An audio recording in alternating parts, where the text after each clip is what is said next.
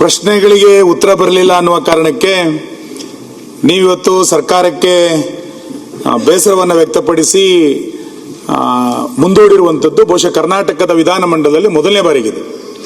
ಇಲ್ಲಿಯ ತನಕ ಈ ರೀತಿ ಪೀಠ ನಡ್ಕೊಂಡಂತ ಉದಾಹರಣೆ ನನಗಂತೂ ಕೂಡ ಗೊತ್ತಿಲ್ಲ. ಹಿಂದೆ ರಮೇಶ್ ಕುಮಾರ್ ಅವರು ಬೇರೆ ಯಾವುದೋ ಒಂದು ವಿಷಯಕ್ಕೆ ಸಂಬಂಧಪಟ್ಟಂತೆ ಪೀಠವನ್ನ ಬಿಟ್ಟು ಸ್ವಲ್ಪ ಬೇಸರ ಮಾಡಿಕೊಂಡಿದ್ದು ನಂಗೆ ಗೊತ್ತು. ಪ್ರಶ್ನೆಗೆ ಉತ್ತರ ಬರಲಿಲ್ಲ, ಸರ್ಕಾರದ ಉತ್ತರ ಬರುವ ತನಕ ನಾನು ಸದನ ನಡೆಸೋದಿಲ್ಲ ಅಂತ ಹೇಳಿ ನೀವು ಈ ರೀತಿ ಸರ್ಕಾರಕ್ಕೆ ಒಂದು ಎಚ್ಚರಿಕೆಯನ್ನು ಕೊಡೋದ್ರ ಮುಖಾಂತರ ಸದನದ ಗೌರವವನ್ನು ಕಾಪಾಡಿದಿರಿ ಅಂತ ನಾನು ನಿಮಗೆ ಅಭಿನಂದನೆಗಳನ್ನು ಸಲ್ಲಿಸ್ತೇನೆ. ಮಾನ್ಯ ಅಧ್ಯಕ್ಷರೇ, ಮಾನ್ಯ ವಿರೋಧ ಪಕ್ಷದ ನಾಯಕರು ಹೇಳಿದ್ರು, ಮಾನ್ಯ ಗೃಹ ಸಚಿವರು ಕೂಡ ಹೇಳಿದ್ರು, ಅಧಿಕಾರಿಗಳ ಸಸ್ಪೆಂಡ್ ಮಾಡ್ತೇವೆ, ನೋಟಿಸ್ ಕೊಡ್ತೇವೆ, ಇದೆಲ್ಲದೂ ಕೂಡ ಒಂದು ಭಾಗ.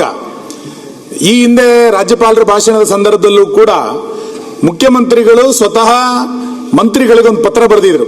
ಸದನ ನಡೆಯುವ ಸಂದರ್ಭದಲ್ಲಿ ಎಲ್ಲ ಸಚಿವರುಗಳು ಸದನದಲ್ಲಿ ಹಾಜರಿರಬೇಕು, ಬೇರೆ ಯಾವುದೇ ಕಾರ್ಯಕ್ರಮ ಇಟ್ಕೋಬೇಡಿ ಅಂತೇಳಿ ಸ್ವತಃ ಮುಖ್ಯಮಂತ್ರಿಗಳೇ ಪತ್ರ ಬರೆದಿದ್ರು. ಮುಖ್ಯಮಂತ್ರಿಗಳು ಪತ್ರ ಬರೆದಿದ್ರು ಕೂಡ ನಂತರ ಹೇಗೆ ನಡೀತು ಅನ್ನುವಂಥದ್ದು ನಾವು ನೋಡಿದ್ದೇವೆ, ನೀವು ನೋಡಿದ್ದೀವಿ.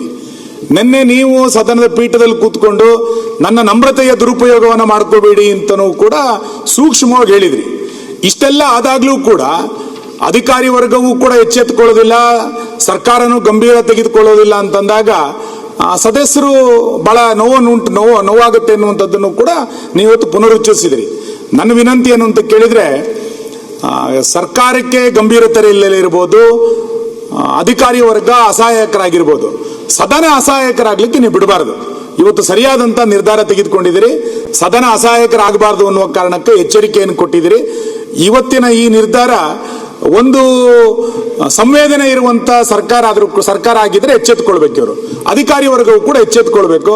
ಹಾಗಾಗಿ ನೀವು ತೆಗೆದುಕೊಂಡಂತ ನಿರ್ಧಾರ ಏನಿದೆ ಇದಕ್ಕೆ ಖಂಡಿತ ಇಡೀ ಸದನ ಮೆಚ್ಚುಗೆಯನ್ನು ವ್ಯಕ್ತಪಡಿಸುತ್ತೆ ಅಂತ ನಾನು ಅನ್ಕೊಳ್ತೇನೆ.